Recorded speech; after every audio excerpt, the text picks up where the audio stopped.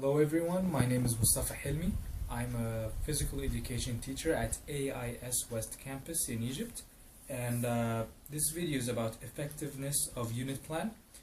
Uh, I've started working at AIS 4 years ago, and this is my first year as a full-time teacher in PE, and this is the first time I started actually doing lesson plans, and I've realized in the beginning of the year, I realized how important it is to make lesson plans because it organizes all your classes. I actually had to do lesson plans from the first day to the last day on the first day of work. That's what was our preparation time. We had to make lesson plans for the whole entire year, and it was very effective. At the beginning, I wasn't convinced with it, but when I began doing the lesson plans, it made my classes organized, and I've understood the standards and knew what the objective of each class or each grade level was. I teach from grade 2 to grade 5, so each class is totally different. The standards for grade 2 is totally different than the standards for grade 3, and it's different than grade 5. So it's not just making them do the same thing over and over.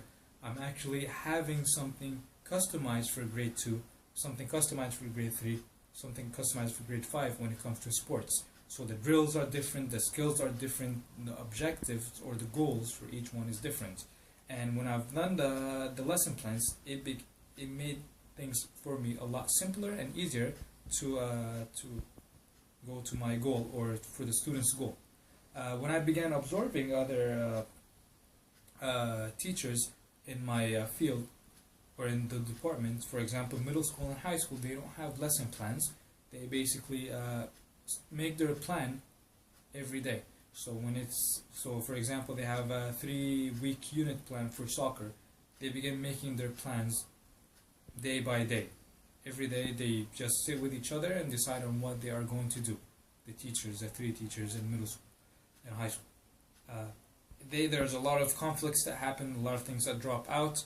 There's not a lot of control because they don't know exactly what they have to do, or they haven't been planning what exactly they have to do, and what they have for a certain grade is the same they have for another grade. It's the same for 8, 9, 10, 11, and 12. So I've realized this when I'm observing. Of course, they have a lot of good control over class, but it's not well organized, and students are not able to achieve the same goals as 12th grade. They won't be able to achieve it for grade 7.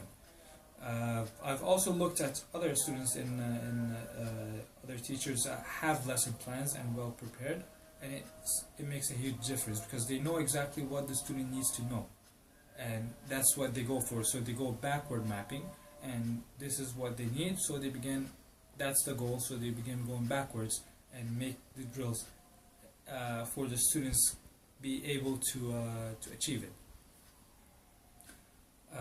In PE is different for teacher-centered or student-centered. We're always trying to have students put their own rules and put their own things in the sport, so they are able to begin following rules they make, and other students will follow it, to have them come to a point where they have some leadership. They make something and others have to follow, but they do it also as a teamwork. I'm always having the students engage in this kind of learning by making them make rules for their own safety.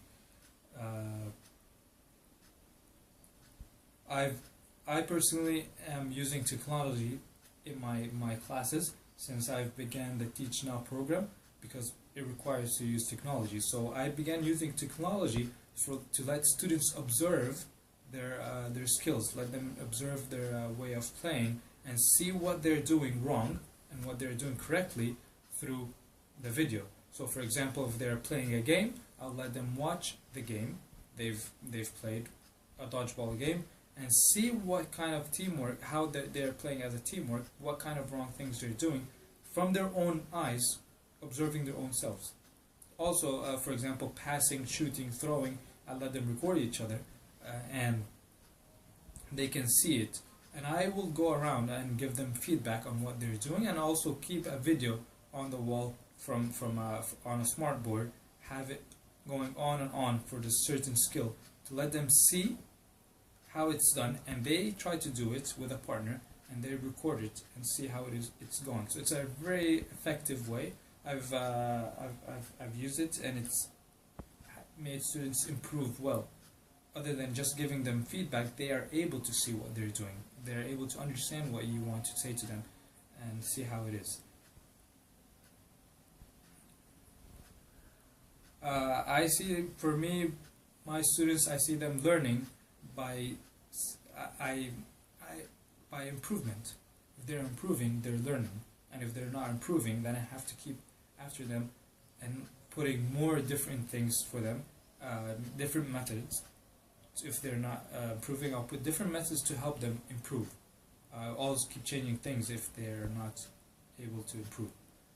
My formative assessments will be, for example, for dodgeball, for second grade. The standards is to have them be able to do non-locomotor and locomotor movements. And so for me, I'll let them see if they can throw the ball to each other 10 times without letting it fall. See if they can throw to a certain distance. See if they can aim. I'll put hoops, 3 hoops, a big hoop, small hoop, and a medium-sized hoop, and see if they can aim in each of these. Of course, it's not from the first time. I give them like 5 tries or 10 tries, depending on the size of the class, and see if they're able to do it, they're doing it correctly, and then I'll go back, give them feedback on what they're doing. And I usually do it through drills or through a game, so make it look entertaining for them and for them to enjoy it. For me, it's very important to have a lesson plan. I'm happy that I started the lesson plan in the beginning of the year, because it saved me a lot of time, a lot of energy with the students, and I'm well prepared and I know what to do or how to manage my class. That's all for this video, and thank you so much for watching, and I hope you enjoy it.